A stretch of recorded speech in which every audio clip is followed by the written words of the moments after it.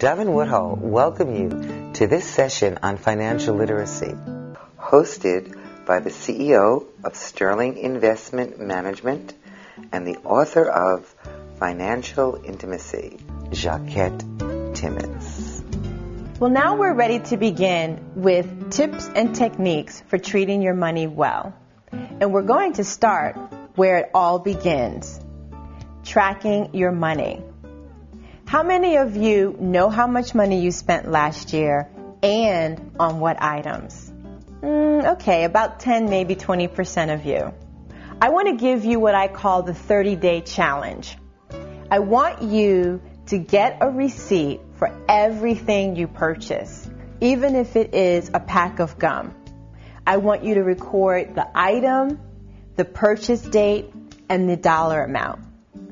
And it also might be a good thing to note how you were feeling when you made the purchase.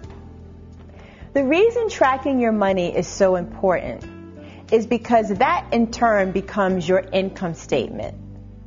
And even though I know this is a personal finance discussion, I'm a huge advocate for individuals managing their money as though they were a business.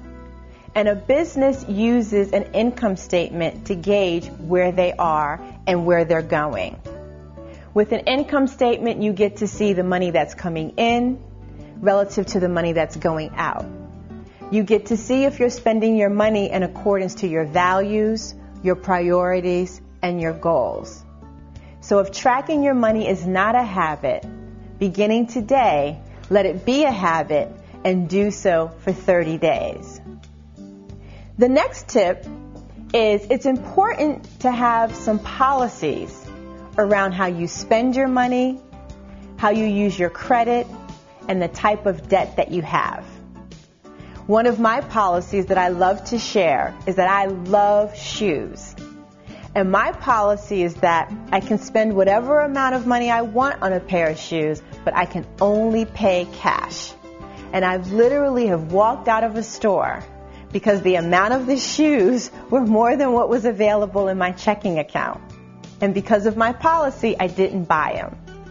You have to have some policies as well, because what they do is create boundaries for you before you go to spend your money as opposed to after.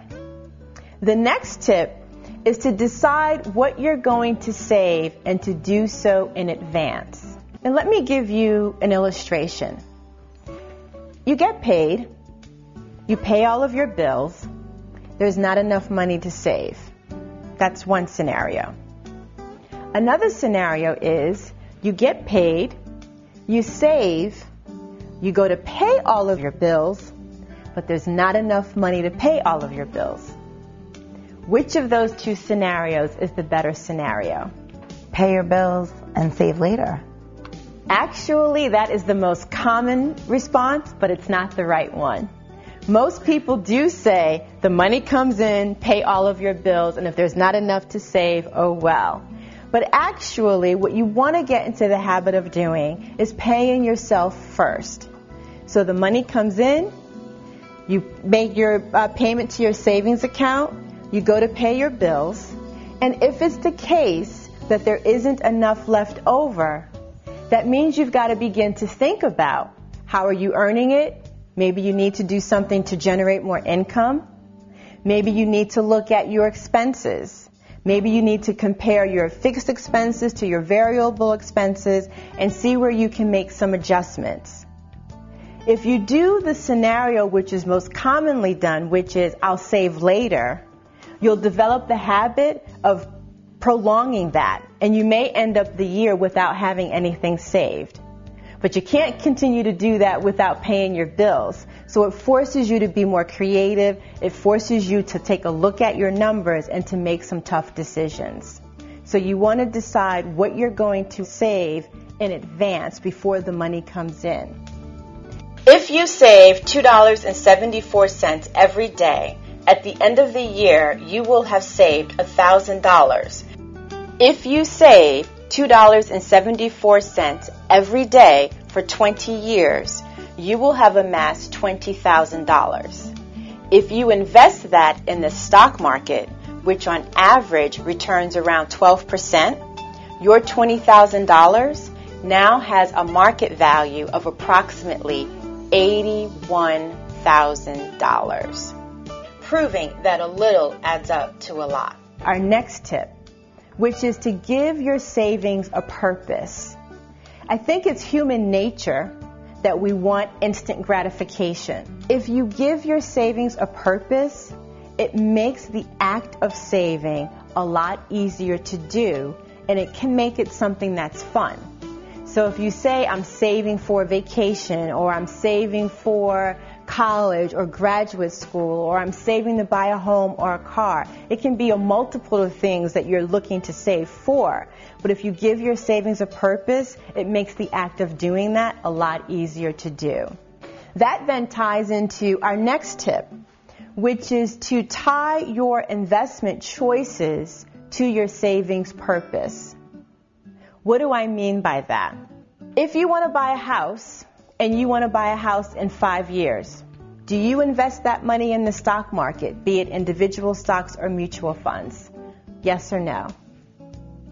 I see a few heads shaking no, and that is the correct answer.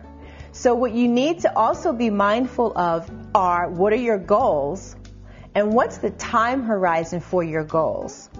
So if you want to buy a house, and you want to do that within 5 years, actually the best place for the money that you're saving up for that would be a savings account. But if you were looking to buy that house 10 years from now, the best place for that money to be would be in the stock market. So you want to always make sure that you're making your decisions from a holistic standpoint. So you want to give your savings a purpose, and you also want to make sure that the investment choices that you make, be it individual stocks, mutual funds, or real estate, ties into your purpose and your goals. That leads us to the next tip, which is to follow the universal law of giving and receiving.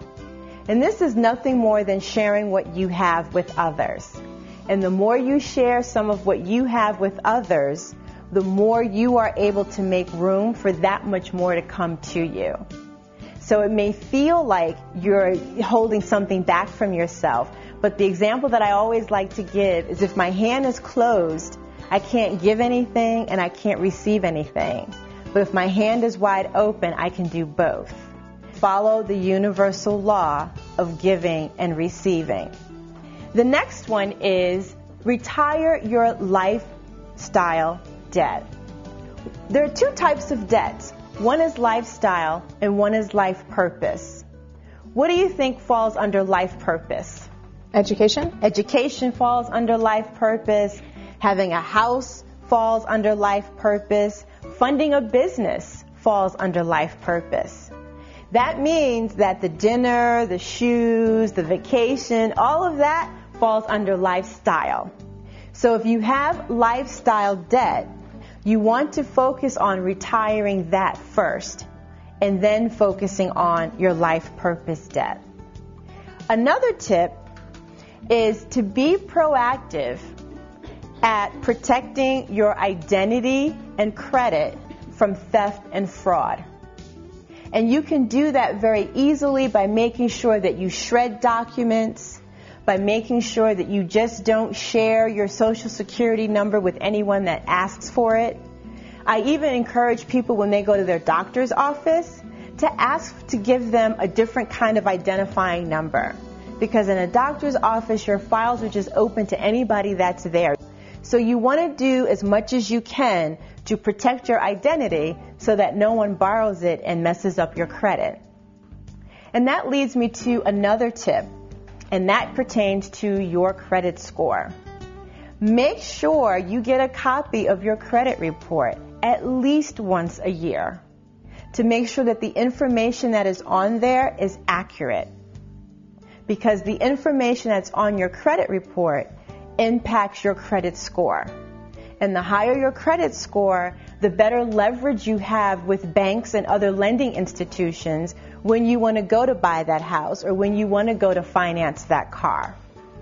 So you want to be proactive at protecting your identity and credit from theft and fraud. And you also want to be proactive at making sure that you are aware of what's on your credit report and what is your credit score. The next tip, and I know this one can be a little unnerving because it has to deal with mortality, but you want to make sure that you get a will. You want to make your wishes known for your family and your friends in terms of what you want to share with people when you transition on. And again, I realize that it's an uncomfortable topic, but it's really important that you do that loving gesture so that people don't have to try to think that through for you. And a related tip is to make sure that you have a health proxy. That if something should happen and you become incapacitated and are unable to speak for yourself, that people know what your wishes are. And these two things, get a will and get a health proxy or make them current, are important for everyone, but they are extremely critical if you have children, and especially if you are a single parent. So get a will and get a health proxy. And so what we're going to do next is the financial wheel and make sure that you have a strategy and that you're in the right mode or on your way to being in the right mode, and that is Excel.